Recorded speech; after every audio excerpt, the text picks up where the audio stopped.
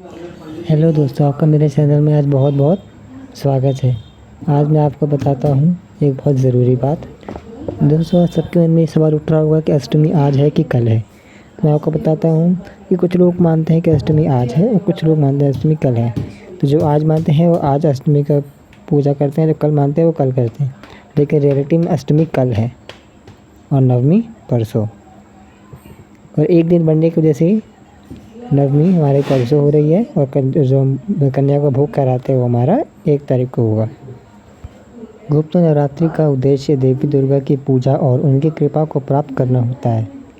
इसके दौरान विशेष ध्यान देवी के 9 रूपों पर किया जाता है, जो विभिन्न गुणों, शक्तियों और आदर्शों का प्रतीक होते हैं। यह उत्सव मानसिक, शारीरिक और आध्यात्मिक तरीकों से मनाया जाता है और लोग इस अवसर पर अपनी आत्मा की शक्ति और देवी की कृपा के लिए प्रार्थना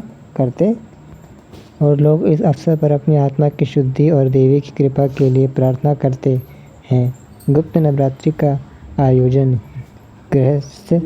दोस्तों, इस व्रत में हमें सात्विक भोजन करना होता है, जैसे कि समा का चावल और कूटू आटे से बना व्यंजन खाना होता है और फल फ्रूट वगैरह, सेब, आम, केला, फल फ्रूट वगैरह ग्रहण कर सकते हैं।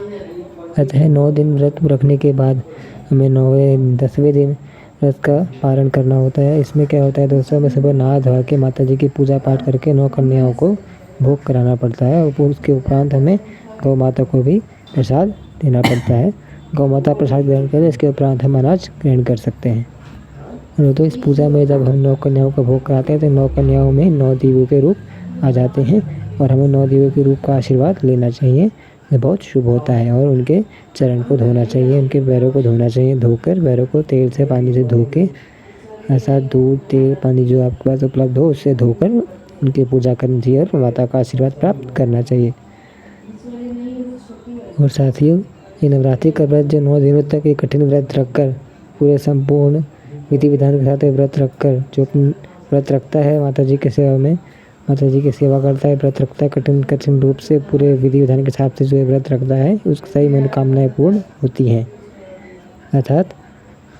और दोस्तों, माता जी की पूजा करने के बाद कन्याओं को भोग चढ़ाकर गौ माता को प्रसाद खिलाने के उपरांत आप जब अन्न ग्रहण करेंगे तो अन्न ग्रहण से पहले भी एक बहुत महत्वपूर्ण कार्य होता है। जो आपने जौ उगाया होता है उस जौ को आप फेंक नहीं सकते। उस जौ को आप किसी सहजन के पेड़ के किसी भी पौधे की जड़ में डाल दीजिए, अतः किसी भी वृक्ष के जड़ में डाल दीजिए। उसको फेंकना नहीं चाहिए, शुभ माना जाता है फेंकना।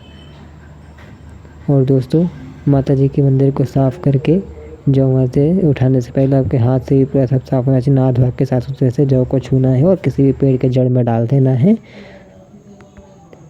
और माता जी के कलश के ऊपर रखे आम के पत्ते से जौ के ऊपर पानी छिड़क कर उसको जौ के साथ ही जड़ में डाल देना है और थोड़ा पानी भी डाल देना ताकि जौ पूरा जम जाए जड़ में। और दोस्तों, माता जी की पूजा करने के बाद जब आप अन्न ग्रहण करेंगे तो अन्न ग्रहण करने से पहले माता जी का नाम जरूर लीजिएगा याद से। माता जी से कहिएगा कि आपने जिस मनोरथ से ये व्रत धारण किया था आपके सभी मनोरथ पूर्ण हो जाएंगे। और दोस्तों, आपकी मेरी ये वीडियो पसंद आई हो, आपको हमारी ये वीडियो पसंद आई हो तो प्लीज़ हमें सब्सक्राइब कीजिएगा और कमेंट में लिखिएगा जय माता जी।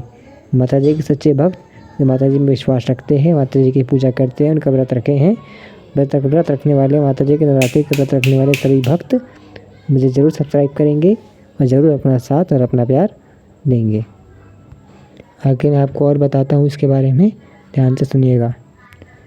और दोस्तों, कन्याओं को भोजन कराने से पहले अर्थात कन्या पूजन से पहले माता जी को भोग चढ़ाया जाता है। भोग में माता जी को पूड़ी, काला चना, हलवा चढ़ाया जाता है और उसके उपरांत कन्याओं को भोग चढ़ाया जाता है। इसे कन्या पूजन कहते हैं। कन्या पूजन में 9 कन्याओं को प्रसाद ग्रहण किया जाता है। उसके उपरांत जब आप अपना व्रत खोलेंगे और अन्न ग्रहण करेंगे तो अन्न में भी आपको वही प्रसाद ग्रहण करना पड़ता है।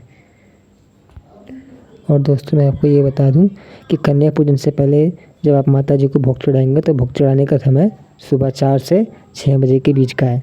तो 4 से 6 बजे के बीच में आपको उठकर साफ़ सफाई करके नहा धोवा कर पूजा पाठ करके माता जी को भोग चढ़ाना पड़ेगा। भोग में आप क्या क्या चढ़ाएंगे मैंने आपको बताया था, पूड़ी, काला चना और हलवा जो आप 9 कन्याओं को भोज चढ़ाएंगे कन्या पूजन में। चढ़ाने के बाद आप फिर 7 से साढ़े 7 बजे से लेकर 9:54 तक का टाइम है कन्या पूजन का। कन्या पूजन में आप कन्याओं को यही प्रसाद ग्रहण कराएंगे, पूड़ी, काले चने की सब्जी और हलवा और नारियल।